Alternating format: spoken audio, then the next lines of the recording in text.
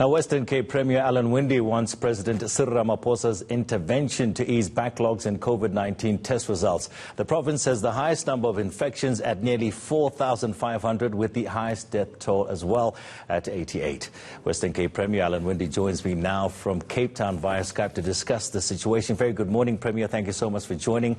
I wanted to start with one of the stories that we are headlining right now, where the ANC in your province is calling for the return to level 5 lockdown for the province, and I quote, they're saying that the DA-led Western Cape government must face the fact that half of the people infected in South Africa come from this province. Your comment? Well, I mean, you need to be able to base these on data. You need to use data to say it. This is why we should go to a different lockdown. I mean, we know that we're doubling our numbers every 8 days. We could have told, or if the ANC listened, they would have heard that we would have been at these numbers today. I mean, it's on track. We know that we're going to move to 80,000 infections in 1 week, which is what our epidemiologists are telling us. So in actual fact, we're still at the very early stages of this curve. We've got lockdown in order to prepare ourselves or prepare our health system, and so I think it's unfounded. We obviously will be watching this closely.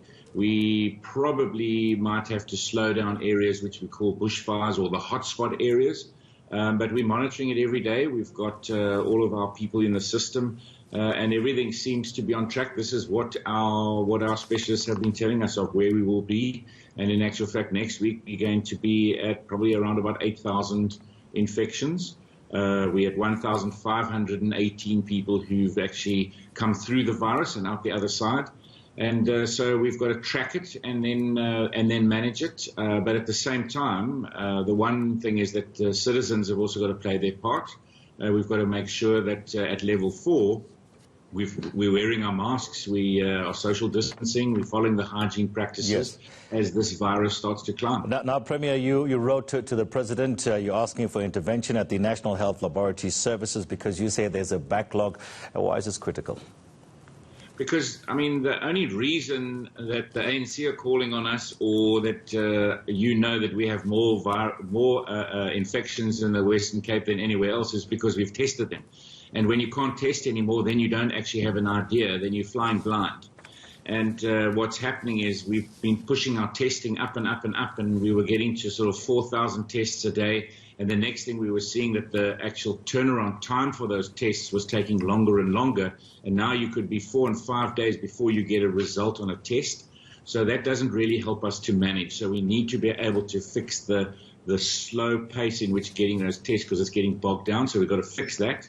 And then secondly, we have to be able to have rapid testing, because there's two areas mainly. The one is when someone comes into your hospital, you need to be able to test them and get a rapid result so that you know whether to put them in the COVID-19 ward, or do we send them to the normal ward because they've just got flu. They don't have the COVID-19. And then, of course, I think it's really, really important that we test our frontline workers. Your nurses and your doctors, your law enforcement officials. If you can't test them and give them a rapid result, that's really not fair on people that are on the front line, because we've also got to protect them. They need to be able to be protected as best as possible, because, as I said again, we're still in the early stages of this virus in our country, but we've seen what's happened in other countries when you don't protect your front. Yes, we have. Now, Premier, I'd like to ask you about your leader, John Steenhuisen. He's calling on the President, Cyril Ramaphosa, to have the bravery to end the lockdown immediately. When you look at the situation in the Western Cape Western Province at the present moment, does that make sense to you? Do you agree with that call by your leader? Well, what I did say to him was that you have lockdown in preparation so that you can prepare your health services. We've now built 18 of our triage and testing centres at all of our hospitals, and we are now building the first of and the biggest dedicated COVID hospital.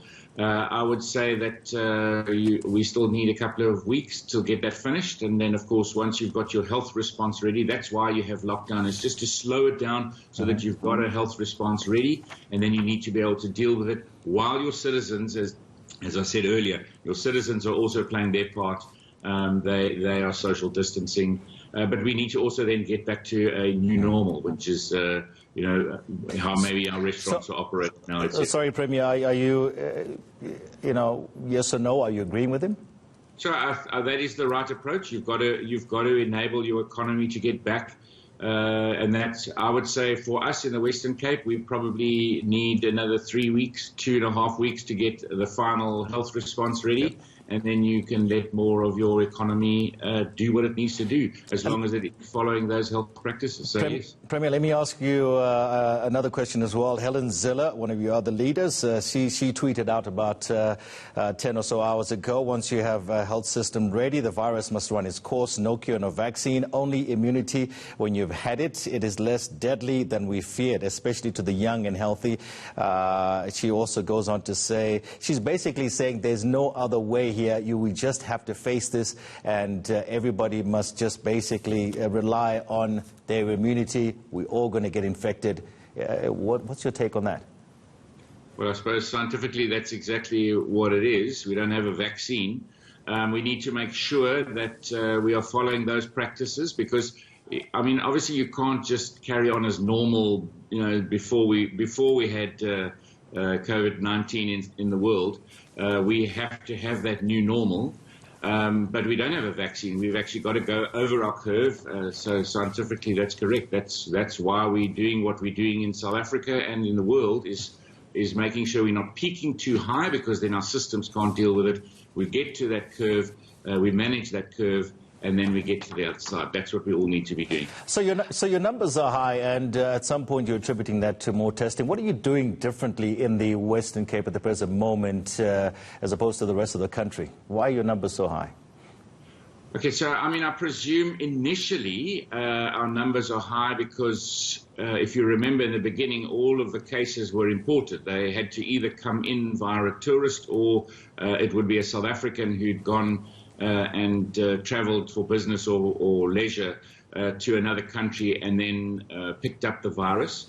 So we even used to test them and ask in the triage questions to see whether it was an imported case, because right now we're in community transmission, which is a very different. That cases are just growing, and we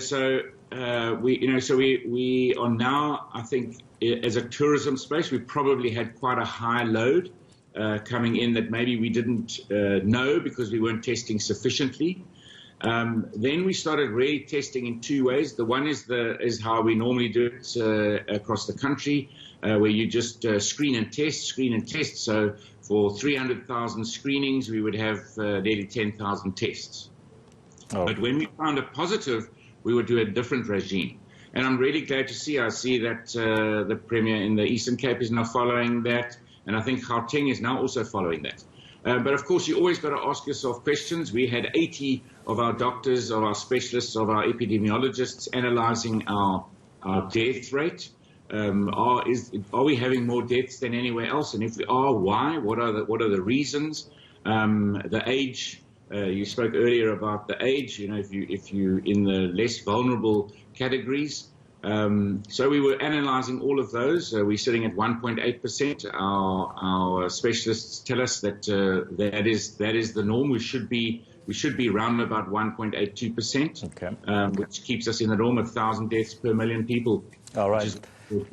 Okay, we get the picture. Thank you so much, Premier. That's Alan Winde, the Western Cape Premier, just talking to us there and clarifying a few issues as well, as the Western Cape at the present moment has almost 50% of all the confirmed COVID-19 cases.